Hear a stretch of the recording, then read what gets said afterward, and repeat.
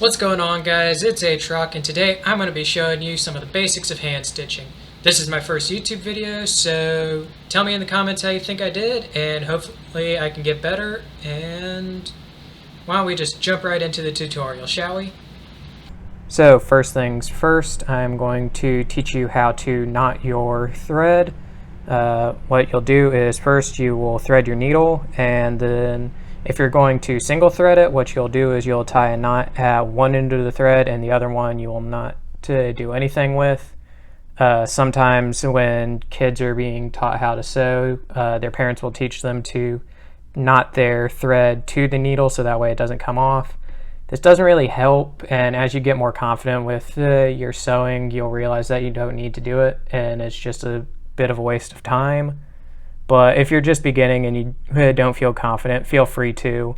I can't tell you how to live your life. So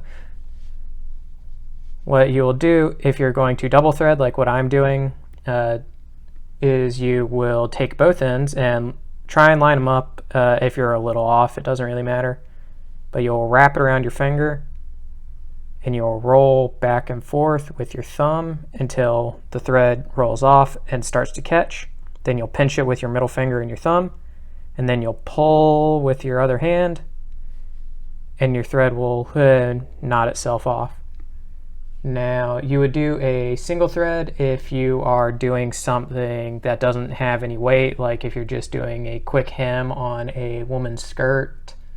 If you were working with a heavier fabric, you would do a double thread, which is what I have just demonstrated.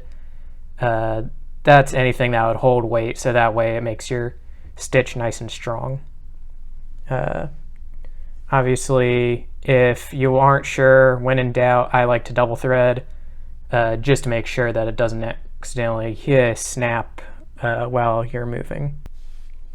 Alright, so in order to do a slip stitch, what you do is first take your needle and thread, start at the very end of your seam. Then you'll pull all the way through until your knot catches where you started. Then you'll go right across from where that came out, and you'll get about 3 strands of thread on your needle and pull all the way straight through. Then what you do is you'll go straight down from where that just came out, and you'll go over about 1/4 of an inch and pull all the way through again. And don't do what I did and keep getting the thread stuck on the edge of your fabric. I'm just using some scrap that I had for demonstration purposes. And you'll do this all the way down your fabric. Now, slip stitching is one of the more common hand stitches that I have to do. I use it on yokes and cuffs to make sure that there isn't this weird little flap after I top stitch them down. That's more of a personal preference. You don't have to do that, but it's nice. If you were doing something like putting a lining into a vest, you might use this to seal it off.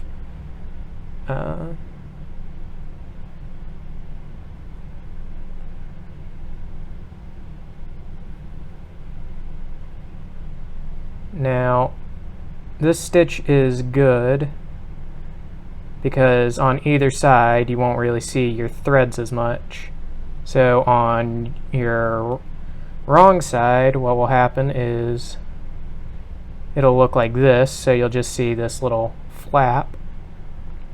But when you flip it to your right side, or the outside of your garment, it'll look something like this.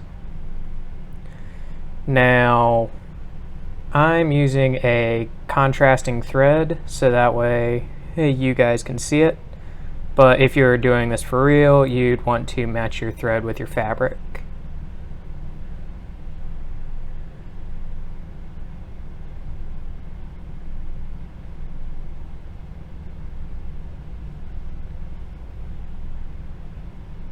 Another thing is when you're sewing, try and pull back. I'm pulling up because this is a small amount. But if you've ever seen like Little House on the Prairie, when they're doing hand stitching, they always pull back towards their waist instead of pulling up. I find that helps to keep the thread from knotting up like it just did. Now, when you reach the end of your fabric, you're going to want to knot off in this overlapping bit. So, how to knot off a hand stitch? You will go into the fabric, and then you'll come straight out. Oops, got caught again. And then you're going to do that 2 more times. So 2 and 3. Now I'm going to do this a 4th time because I messed up, but I don't feel like re-recording this footage. And you'll pull up through that loop and pull it taut, and it'll be tied off, and you can trim your threads. So for our next stitch, I'm going to show you how to do what is called a catch stitch, or sometimes it's called a cross stitch or a herringbone stitch. They all mean the same thing, so if you hear it, that's what this tutorial will be. This is a little less common than the slip stitch, but you'll use this if you're doing a cuff on like the inside of a man's coat when you're attaching the lining to the face fabric, or if you were hemming a woman's skirt using a hand stitch instead of a machine stitch. But what you'll do is you'll start off the same way that you would start off a slip stitch. So you'll come up through the fabric. Now I'm going to turn my fabric this way because it's a little bit easier, but you'll come over and you'll get about 1/4 inch, and you'll gather about 2-3 threads onto your needle, and you'll pull through. Then this is where it gets its name, is you will cross over and do the same thing. If my needle wants to catch. And you'll pull through. And then you'll cross over again.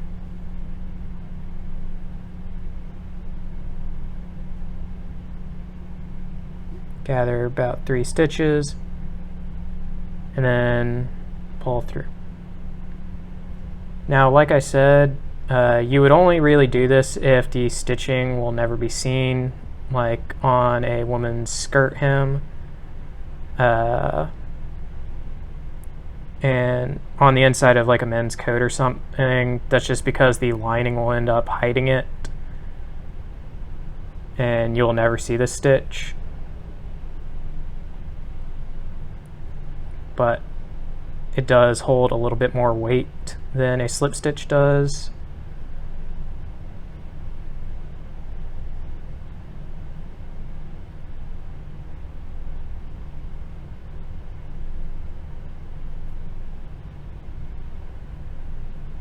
Now, if you are working on sewing and you aren't in like a costume shop or on the clock, hand stitching is actually a fun thing to do while you're doing like listening to music or watching the TV. I remember one time I was making a hat, and that's like 90% hand stitching, and while I was doing that I got through like 2-3 episodes of Cheers while I was working. So you do you. Watch an anime, watch a TV show. I can't tell you how to live your life.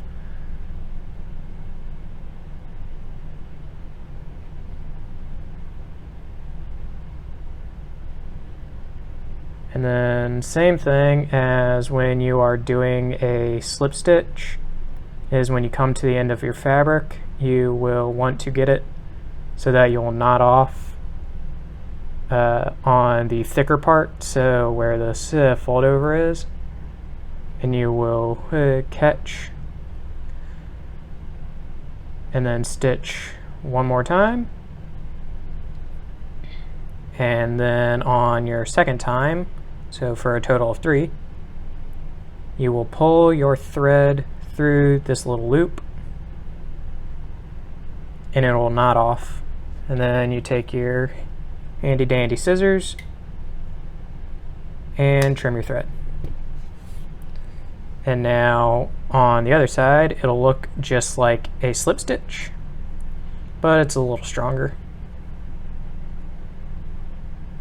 That's all the time I have for today, and if you want to see more sewing tips, make sure to like the video and subscribe. Before I end today, I just want to give a shout out to my friends over at Jackabear Games, JD and Alicia.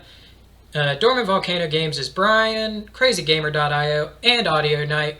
These are some friends of mine who just helped me figure out this process, and go check them out. You'll find their stuff in the description, and I will see you guys in the next video. Have a wonderful day.